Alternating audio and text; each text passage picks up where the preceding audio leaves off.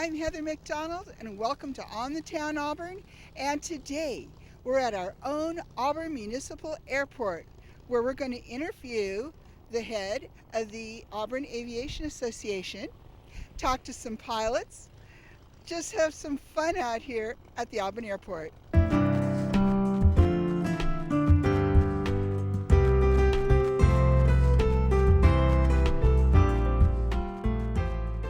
Well, I'm here at the Auburn Aviation Association with the president, Wayne Minningham. Welcome to the show. Well, I'm glad to be here. I'm an outgoing president. This is my last month as president.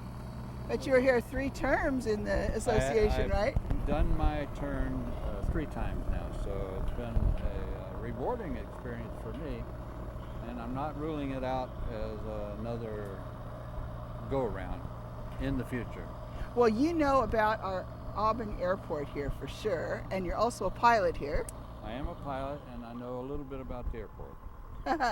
And so I was reading where it started back, 1934 it was built? 1934, it was built by the federal government, and it was primarily a airmail pilot, not necessarily a stop, but a place to land if they needed to, weather or malfunction or whatever, which was a common occurrence back in those days. Yeah, and I imagine with all the mining here and all that, it was an important stop. Then how did it grow? Well, after the war, a group of citizens got together and pooled their money, and in concert with the city, bought the property, and they have now about 285 acres, of which 80 acres is for the industrial and business park, which is on the property, which is an island, so to speak, from Auburn's main downtown area. So we are an island of possession for the city. And there's quite a bit of industrial work and companies out here, some of them fairly major, on the park or in the business park. Wow, I didn't know that. So it's something more than an airport. Yes, it is. And it's a fun place to be. I love coming here and eating at Wings, and you can watch the planes come in and take off, and it's really a fun place for the public can come in here. It's easy access for the public. That's one of the attractions. It's also a destination airport for pilots because of the really nice restaurant that we have here, Wings. So that's another attraction. Gives the pilot an excuse to use that airplane now for the $100 hamburger, so they say. So they say, yes. In fact, I was telling him that when we used to fly, it's like, okay, which airport has the best food? Because we're flying in there to eat. And Wings, of course, is fantastic. Now, other things are happening here, like, can you learn to fly here? Well, yes, you can. We have 2 major flight schools. One right in our background here, Mach 5. Across the street is Sunshine Flyers. They're both training facilities, and they have a number of different types of aircraft that you can train in. Everything from tailwheel aircraft on up to twin engine. And they can take you from the basic student flying up through any commercial and instrument ticket that you may desire. The Auburn Aviation Association has a unique program where we sponsor a couple of students, youngsters under the age of 21, typically high schoolers that are interested in flying. We do an interview process, and out of that interview process we select a couple of recipients for our scholarship, which is typically a $2,500 to be applied here at the Auburn Airport through one of the flight schools. And we've had some people that have been through our initial program like that, that have gone on to fly for the Air Force, the military, instructors for colleges and what have you. And one of them out of North Dakota now is flying for their aerobatic team. So we've had tremendous success with these youngsters coming through our scholarship program. So the association, how many members do you have right now, do you think? Right now we have about 135 to maybe 145, and I should have checked that number, but it's an active organization. We have monthly meetings here at the Barnstormer Room at the airport on the first Wednesday of each month. Okay. And do you have to be a pilot to be a part of No, it? you do not. Oh, No, we okay. have quite a few people attend that we usually have a guest speaker. And so they come for, it's a buffet style dinner, a guest speaker, and the social aspect of it. So Okay. non-pilots are welcome. Now, is the association a part of the air festival that happens here? It used to be the festival sponsor. That was where our scholarship money originally came from, was the air show that we did here. Uh-huh. But it became, we became a little long in tooth and burnout set in. We were doing this show every other year in concert, alternating with Nevada City. Right. And so now we are basically a donor. Yeah. But you're still a real part of it, and that's a wonderful way to get to know the airport, is to come to when they have the Air Fest. That's a lot of fun. It is. And one of the things that we have been having is a Fly Friday thing. The third Friday of each month during the summer. Yeah. We had a little get together here at the airport in the afternoon, and we'd have a band come in. Some people would set up their wares at tents and what have you like that. So it was kind of a afternoon air show. Is that going to keep happening? I think that's in the works for next year. Just All during right. In summertime. During the summer. On Fridays. This is the Friday night place to be then, for sure. And so also the airport does things like, can you fly out of here, say I need to hop over to San Francisco? Is that possible? It is.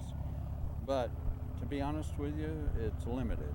And but we do have the facilities where you can hire a pilot to fly you over there. Or if you're a pilot, check out an aircraft and fly it yourself.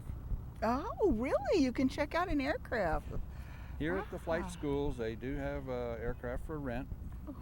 You have to be qualified in that aircraft, and if you're a first timer at this facility, even though you may have lots of time, they're going to fly with you at least once or twice.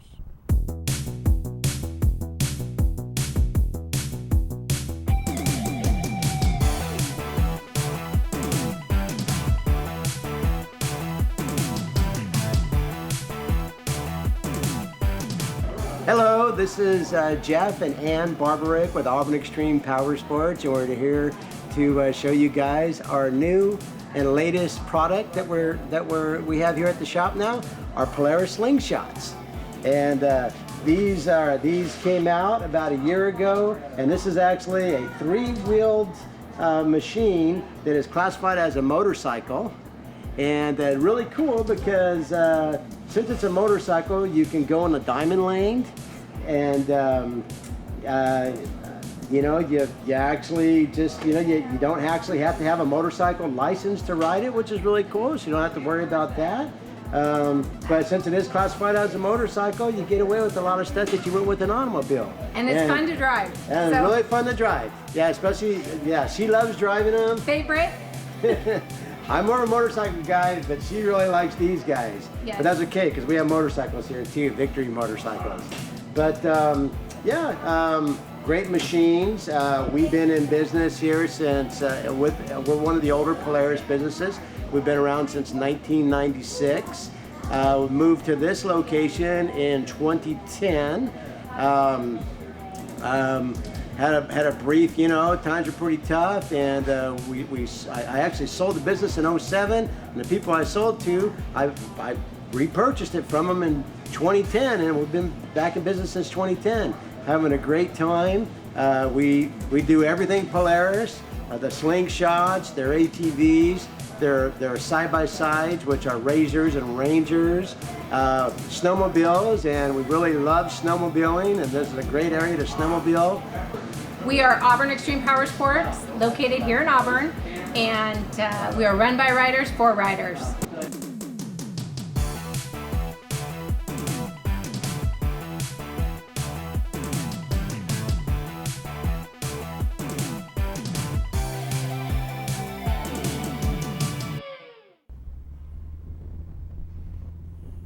Well, now here we are, Wayne and I, at the Bud Anderson Memorial and Statue here. Tell us a little bit about Colonel Bud Anderson. Well, Colonel Bud Anderson is a local boy from Newcastle, lives here in Auburn now. He was a World War II pilot flying P-51s in Europe, and he is known as a triple ace, which is he has more than 15 downs, I should say. But Wow. Bud is still around. He's very active in the aviation community even today. Wow. I think he's curtailed his flying a little bit, although I think he still could. He's a very cordial gentleman and really an airport enthusiast. In fact, he has lunch out here at Wings on a regular basis, so Wow. he's definitely a local guy. One of the great pilots of history, right here, eating at Wings, I'll tell you. It is. He flew, Chuck Yeager was his wingman, so that's what How I about that? understand. And Chuck Yeager lives up in Nevada City somewhere, so. Yes, and he eats regularly at a friend of mine's Mexican restaurant because he loves Mexican food. So we have a lot of famous pilots here, but it's a place for pilots anyway, this airport and this area. Now tell us about the bricks I see in the ground here Well, the around. bricks are originally, the statue was built by Douglas Van Hout over here at the Van Hout Studios. He's worldwide dispersion of his statues. Some are, or at least one is in the White House today. So he's very well known, and he created this statue, and along with it, the bricks that are around the base of it here Mm-hmm. are engraved with whatever you can do in 3 lines and X number of letters across, but they are $500 per brick. You don't have to be a pilot to have an engraved brick out here, and the money goes toward the Colonel Bud Anderson Scholarship Fund. Wow. So approximately $30 for laying in the ground with the cement, and also the rest of the $500 goes directly to a scholarship fund That's for the youth wonderful. trying to learn how to get into the aviation as a career. Wow. And now, who would someone call to buy a brick? Well, you can go online with auburnaviationassociation.org, All right. and there are instructions on how to obtain a brick. All right. Well, thank you so much. And now, you said we could go over and see one of the aircraft here that's interesting. Well, you were talking earlier about experimental aircraft, and now I see over my shoulder here that there is one out here, and I've All talked right. to him. He said we're welcome to use it as a backdrop. And here we have a pilot that came in from Lodi today. Introduce yourself. Hi, my name is Ken Cantrell. And one of the reasons we were attracted to this plane, Wayne said it's one of the experimentals we were talking about, right? It is, and a very nice example, by the way. And so tell us, you built this yourself. Yes, I did. In the late 90s, probably 98, I decided to build this. I was born into a flying family. My mother was a flight instructor. My dad flew in World War II, and he flew after the War II, and so I was our family activity. So I was around airplanes. I was an airport rat, basically, and I was around the airport all the time, and so it was aviation was naturally part of who I was and still am. And when I in my younger days, I flew up here at Auburn. I did an air show a couple of years in a row up here in the late 70s, and you know, and I flew the airplane at that time was another airplane different from this that my dad built. And then when I started my family, I got away from aviation. And then late 90s, I decided to get back into it. And so this is the airplane I built. And it took me about 4 years, almost 4 years. And you build it in separate pieces, the wings and the tail and the fuselage separately, so you can actually build it in a small place like a garage. And it's just one little step at a time. And the support group from, it's actually Vans Aircraft out of Oregon is excellent in helping builders you know, work their way through the project. And like I said, there's a lot of help out there if anybody's interested in home-built aircraft. There's a lot of other people that do it and a lot of people that can help you learn. Well, that's really interesting to know that people can do that. Now, you said you're here to buy the Pitts. We're going to be looking at that. What's great about that plane? Why do you want it? Well, the Pitts is actually it's the same design that my dad built. Curtis Pitts was a designer out of Florida that originally designed the pits in the mid-40s, 1940s, and back in the 60s and late 50s, 60s, it was the airplane to have for competition aerobatics and air show work. Since then, there's been a lot of other designs that have taken it way beyond that level and that are much more desirable for the real professionals. Now here we are in front of the pits, Wayne. How old is a pits? Well, they were built, designed by a fellow named Curtis Pitts back in Florida back in the late 40s. They have won a number of national championships in aerobatics over the years, and now there are a lot of them flying around. They are typically a home-built airplane.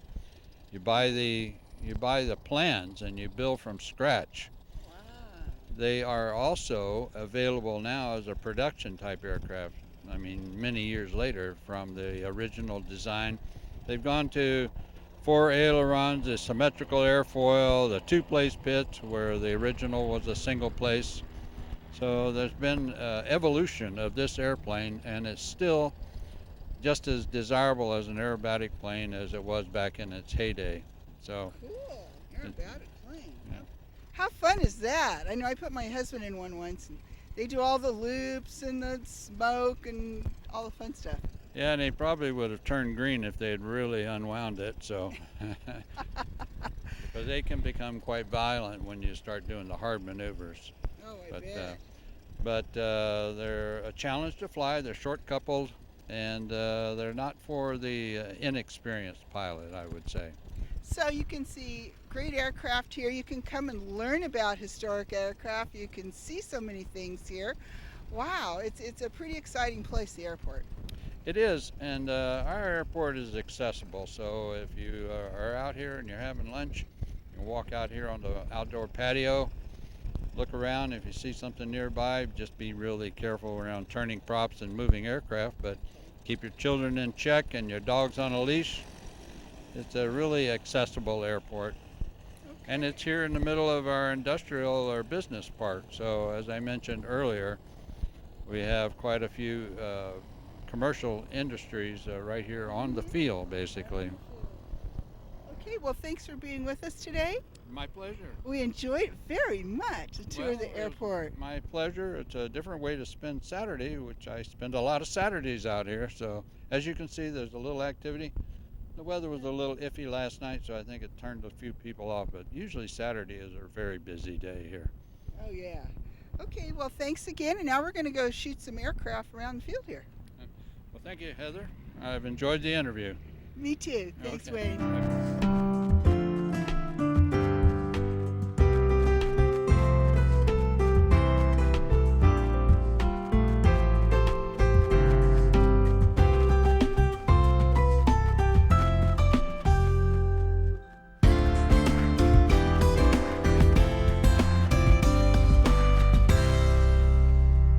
Now here we are with the owner and pilot of a gyrocopter. And what's your name? Doug Smith, And where are you from? Lincoln. Now, isn't it unusual to have a gyrocopter? They're becoming a lot more popular in the last couple of years. These designs are from Europe, and they've been a big thing in Europe for about 15 years, and they're just starting to come out more over here. There's a lot more of them over on the East Coast and down in Texas. Now, you actually made this. How long did that take? No, I didn't make this. No. I bought it from the guy who bought it from the guy who made it. These are really fast to build. You could build one of these in a week. Really? Yes, I was talking to a guy who went to Italy and built one 2 weeks ago, and he said he went in on the Monday looking at the boxes and they flew it on the Friday. Now, a gyrocopter, what's the difference between a gyrocopter and, say, a helicopter? So on the gyroplane, the rotor isn't powered. So the wind going through the rotor makes the rotor turn and that generates lift. And how high can they go? We can legally get to about 13,000 feet. Then you need oxygen. Somebody's flown one of these to 20,000 feet. Wow, it sounds like a lot of fun. There's a lot more gyro enthusiasts going on around here? It's becoming more popular. We're seeing more and more people. So 3 years ago, there was one instructor. Now we've got 3 instructors in the area. there are 3 gyros based at Lincoln now. At Lincoln Airport. And so and why do you come up here to Auburn? I actually ran into Mike at Sunshine Flyers on Wednesday, and he said they were having an open house day, so I said, fine, I'll come up.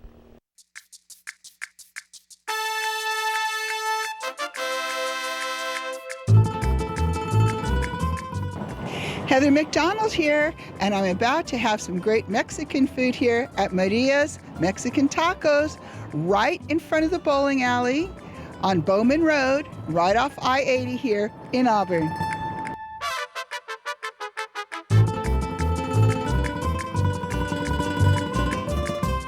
And here I am with the owner. Introduce yourself to everybody out there. Hi, my name is Maria Moreno, and I own Maria's Mexican Tacos since 2001. Wow, you've been here a while, and you have quite the fans out there, and I can see why, because look at this beautiful food, and this is just a little bit of what she serves here. Yes. Now, what are these called? This is the sopes we made with the, any kind of meat you like, and get us the meat, a Mexican cheese, and veggies on top, and with avocado. This is the tacos we made. That's the soft. So we make soft and we make hard shells, either way. And this is the tostadas we made with any kind of meat. Like this is the nachos with any kind of meat you like, or they can be a vegetarians. And now over there I see the chile relleno, my favorite. This is the chile relleno, comes with tortillas on the side, or they can be with rice and beans. And the other ones, that's the hard shell tacos. And the other plates, that's enchiladas, it comes with rice and beans. The other plates is a burrito wet, and they can be any kind of meat. It's beautifully done too. Normally we have aguas frescas, we have beer, we have wine, we have sodas, Mexican sodas. And look at the size of that nacho plate. Now look delicious. Now tell us some of the variety of meats you can get here. There's a lot of different kinds. Okay, you can get like carne asada. We can get chicken or carnitas, que that's the more famous we sell, the carnitas. Chile verde, chile colorado, and plus tamales. Yes. They can be tamales with any kind of meat. Chicken, beef, or pork, or they can be vegetarians. Yes, I've watched her make the tamales by hand. Now, if you're used to authentic Mexican food, she also has tripa. We have tripa, we have cabeza, we have lengua, and we have buche. Uh-huh. They have a lot of the authentic dishes for sure. And your sauces look so beautiful too that you have here. This is the green salsa for enchiladas. And then we would use it for enchiladas or wet burritos. Yes, and you have the delicious salsas that you can come here too with the chips and everything. Then we have chips and salsa, and they can be, the green is salsa spicy, and the red is salsa mayo. And then you also have a patio too. We have a beautiful patio, and we open for parties or anything. Well, thank you for being with us. Thank you very much for coming. Yes, Maria's Mexican Tacos is more than just tacos, as you can see here off Bowman Road near I-80.